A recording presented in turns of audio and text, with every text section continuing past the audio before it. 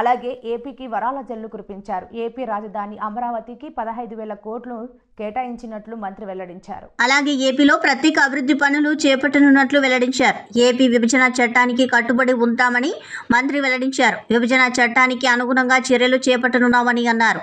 అమరావతి నిర్మాణానికి బహుళ సంస్థల ద్వారా నిధులు సమకూర్చనున్నట్లు పేర్కొన్నారు. అమరావతి నిర్మాణానికి ప్రత్యేక ఆర్థిక సహాయం ప్రకటించిన మంత్రి నిర్మలమ్మ సాధ్యమైనంత వరకు పోలవరం ప్రాజెక్టును పూర్తి చేసేలా చర్యలు తీసుకుంటామని ప్రకటించారు. అంతేకాకుండా రాయలసీమ, ఉత్తరాంధ్ర, ప్రకాశం అభివృద్ధికి నిధులు కేటాయిస్తామని అన్నారు. విశాఖ, చెన్నై, ఓర్వకల్, బెంగళూరు పారిశ్రామిక కారిడార్కు నిధులు కేటాయిస్తున్నట్లు చెప్పారు. అలాగే ఏపీలో పరిశ్రమల ఏర్పాటుకు తోడ్పాటును అందిస్తామని అన్నారు. Reorganization Act.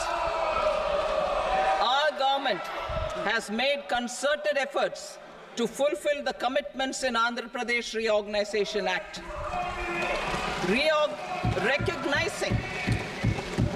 Recognizing the state's need for the capital, recognizing the state's need for a capital, we will facilitate special financial support through multilateral development agencies. In the current financial year, 15,000 crore rupees will be arranged with additional amounts in future years.